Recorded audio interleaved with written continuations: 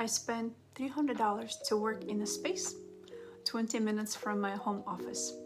It had everything: networking events, free coffee, a printer that actually worked. But after 3 months, I quit. Here's why it wasn't actually a failure.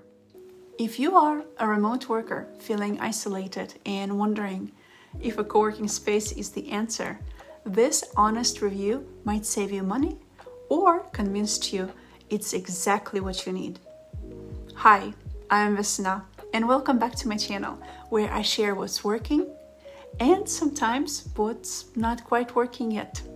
Today we're talking about my co-working space experiment, what I loved, why I ultimately left, and how to know if this is right for you, for your situation. Because sometimes the timing matters more than the situation itself. So if you've been following along, you know I've been trying to build community in a new state. The networking breakfasts, not for me, but I work from home, so some days the only adult I talk to is delivery person dropping off packages. I kept seeing these ads for a co-working space in our local tech hub. Beautiful space, only 20 minutes away, $100 a month. They promised community, networking events, multiple locations. It seemed perfect. I thought, this is it. This is how I'll meet people who get the remote work life. This is how I'll separate work from home. This is how I'll feel like a real professional again, instead of someone who sits in Teams calls in yoga pants. So I signed up, and honestly, a lot of it was exactly as good as promised. Let me tell you what worked, because there was so much that was genuinely great. First, the space itself. Floor to ceiling windows, beautiful plants, actual ergonomic chairs. This felt like a real office. The network access was brilliant. My membership worked at several locations, including one in the arts district. So if I get bored of the tech hub vibe, I could work surrounded by galleries and creative energy. That flexibility was amazing. The networking events were actually useful, not the awkward, here's my business card type, but genuine community building. Coffee talks, lunch and learns, talking about mindful practices, personal finance advice, even yoga sessions, real connections. And the little things, having a printer that actually had ink, good coffee that I didn't have to make, fast Wi-Fi without my kids using it for gaming and streaming cartoons.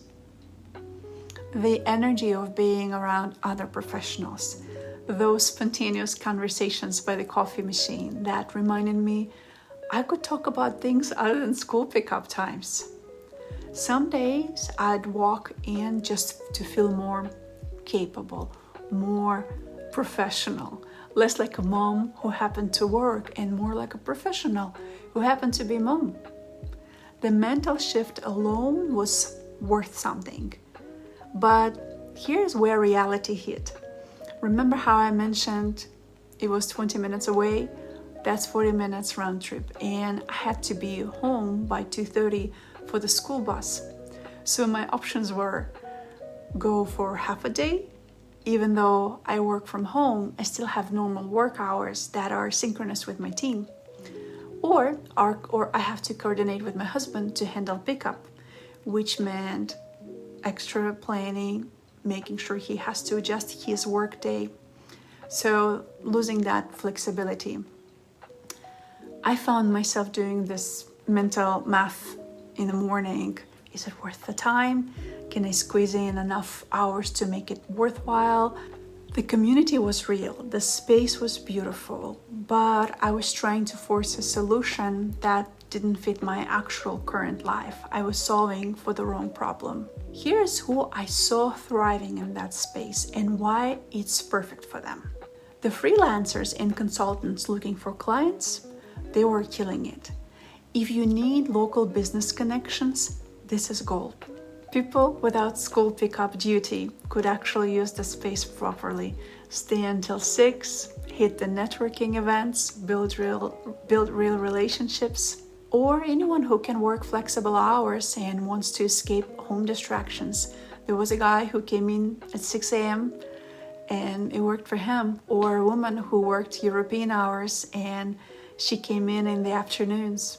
Entrepreneurs building local networks, they were actively growing their businesses through proximity. If any of that sounds like you, honestly, try it. The community and energy are worth every penny.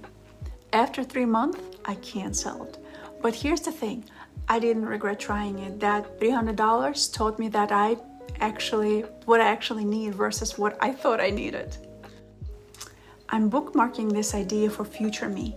In a few years, when my kids are a little bit more self-sufficient and can get themselves home, I'll probably sign back up because the community was amazing, the energy was motivating. It just wasn't the right solution for this season of my life, and that's okay. If you're considering co-working, ask yourself, do the networking events actually fit your actual schedule, not your ideal schedule? Is finding clients or growing your local business a priority? Because that's where co-working really shines. Would rotating between coffee shops or a library work for you better instead? Is the community worth the commute and complexity? Sometimes the best discoveries are learning what doesn't work right now but might be perfect later. If you're considering co-working, I hope this helps you make the right choice for you, for your actual real situation, not ideal situation. So please drop a comment below. Have you tried co-working? What's your solution for remote work isolation? Because we're all trying to figure this out together. If you're navigating remote work or just trying to find your people, subscribe. We're building this community, one experiment at a time. See you next week.